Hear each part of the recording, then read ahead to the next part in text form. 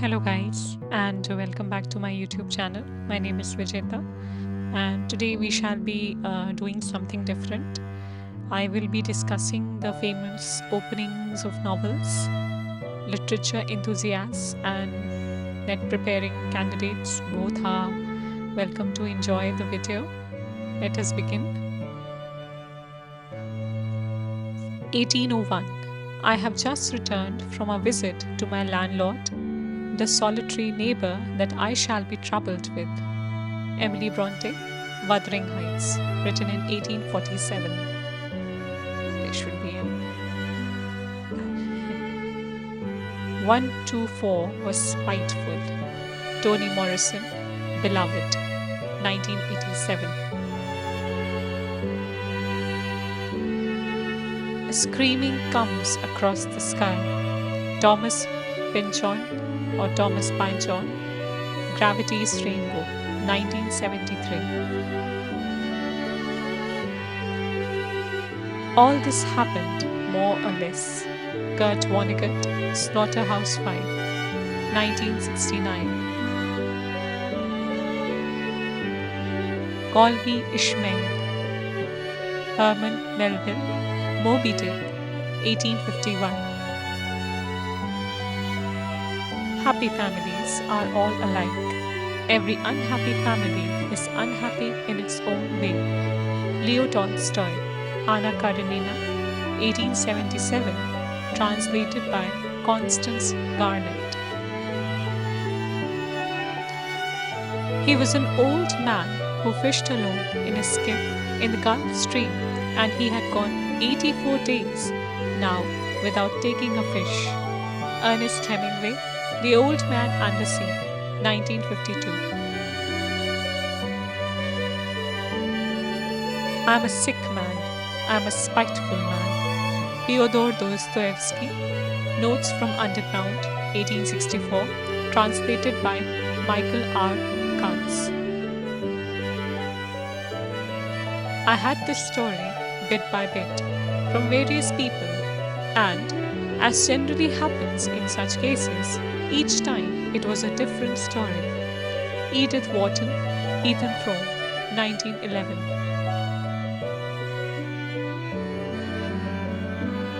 The following day, no one died.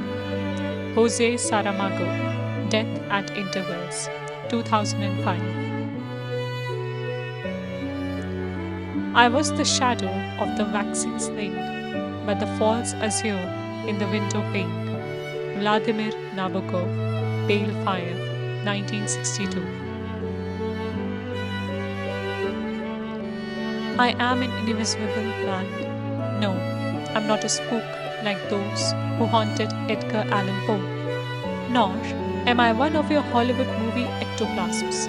I'm a man of substance, of flesh and bone, fiber and liquids. And I might even be said to possess a mind. I'm invisible, understand, simply because people refuse to see me. Ralph Allison, Invisible Man, 1952.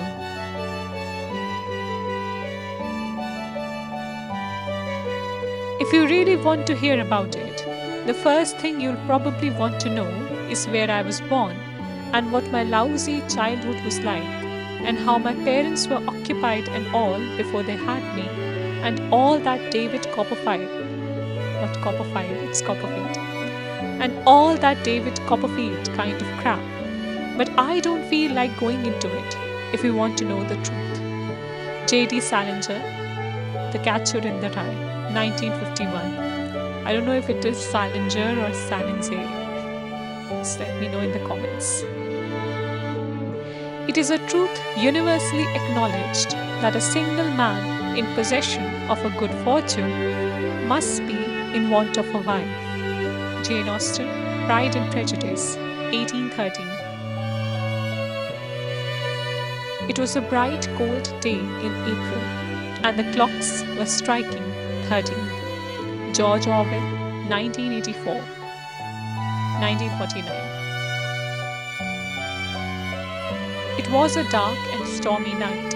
The rain fell in torrents, except at occasional intervals, when it was checked by a violent gust of wind which swept up the streets, for it is in London that our scene lies, rattling along the housetops and fiercely agitating the scanty flame of the lamps that struggled against the darkness. Edward George Bulwer Lytton, Paul Clifford, 1830. It was the best of times, it was the worst of times. It was the age of wisdom, it was the age of foolishness. It was the epoch of belief, it was the epoch of incredulity. It was the season of light, it was the season of darkness. It was the spring of hope, it was the winter of despair. Charles Dickens, A Tale of Two Cities, 1859. Many years later, as he faced the firing squad, Colonel Aureliano Buendia was to remember that distant afternoon when his father took him to discover ice. Gabriel Garcia Marquez, 100 Years of Solitude, 1967, translated by Gregory Rabassa.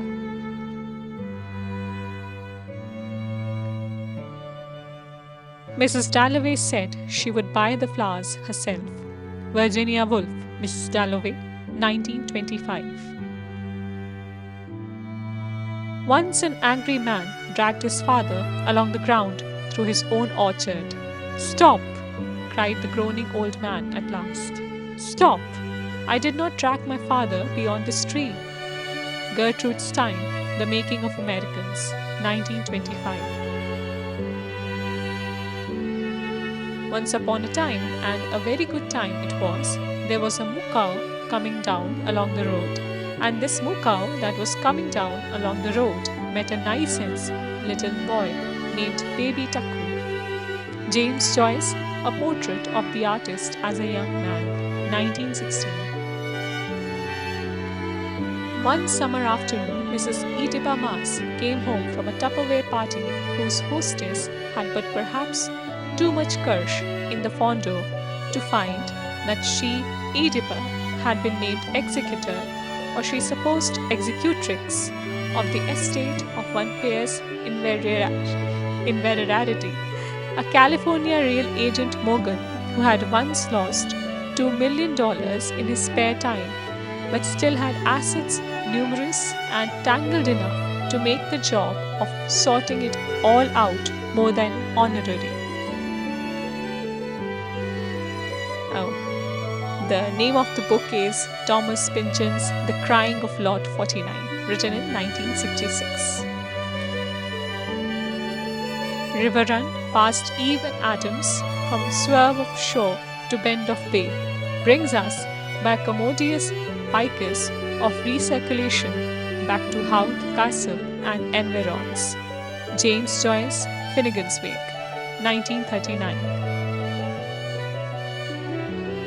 Ships at a distance have every man's wish on board. Zora Neale Hurston, Their Eyes Were Watching God, 1937. Someone must have slandered Joseph K. for one morning without having done anything truly wrong.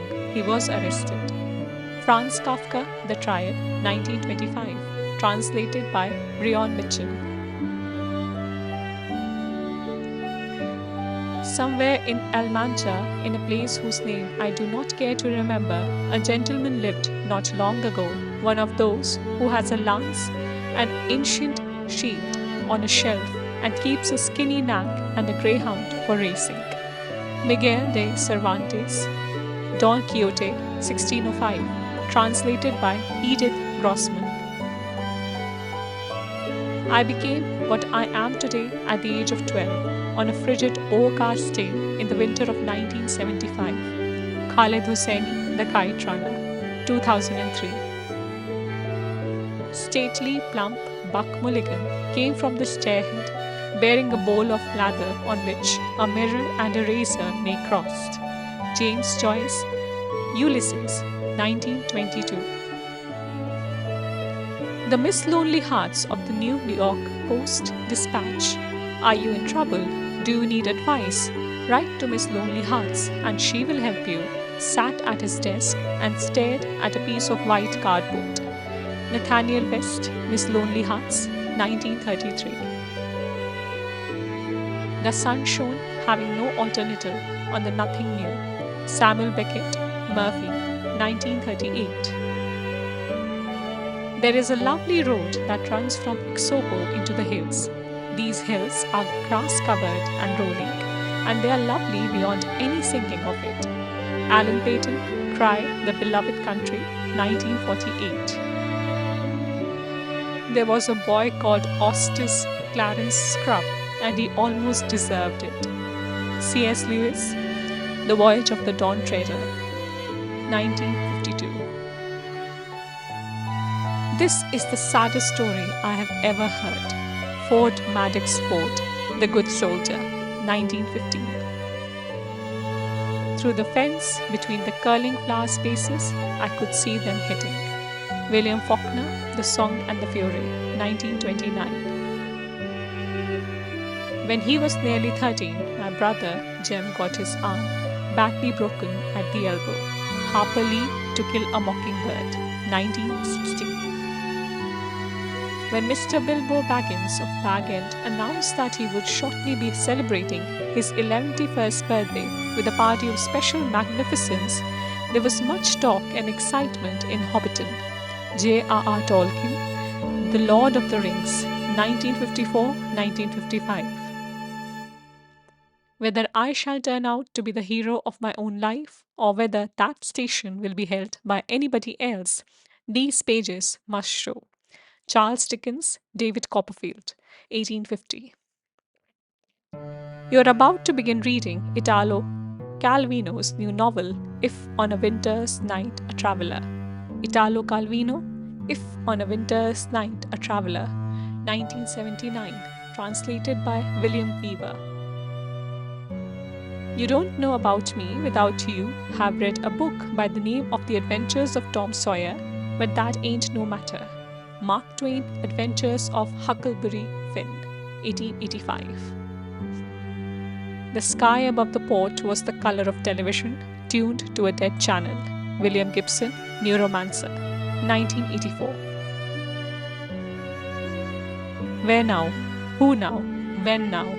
Samuel Beckett, The Unnameable, 1953, translated by Patrick Bowles. Dr. Weiss, at 40, knew that her life had been ruined by literature. Anita Bruckner, The Debut, 1981.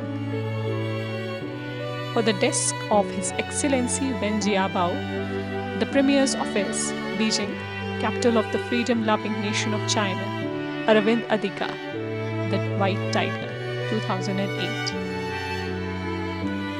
Ages ago, Alex, Alan, and Alva arrived at Auntie B's, and Alva aligned everyone against Alex's admonition, against Alan's angry assertion, another African amusement. Anyhow, as all argued, an awesome African army assembled and arduously advanced against an African anthill, assiduously annihilating ant after ant, and afterward Alex astonishingly accuses Albert as also accepting Africa's antipodal ant annexation. Walter Abish, Alphabetical Africa, 1974. The Nelly, a cruising yawl, swung to her anchor without a flutter of the sails and was at rest. Joseph Conrad, Heart of Darkness, 1902. Mother died today, or maybe yesterday, I can't be sure. The telegram from the home says, your mother passed away, funeral tomorrow. Deep sympathy, which leaves the matter doubtful. It could have been yesterday. Albert Camus, The Stranger or the Outsider, 1942, translated by Stuart Gilbert. Hope you liked all these famous opening lines of famous novels, and I hope you wish to read more of these novels after listening to these interesting opening lines. Even for ugcnet and other competitions, these things are important. So yeah, and if you liked my channel, please give it a like, subscribe, and I will meet you all in the next video. Thank you.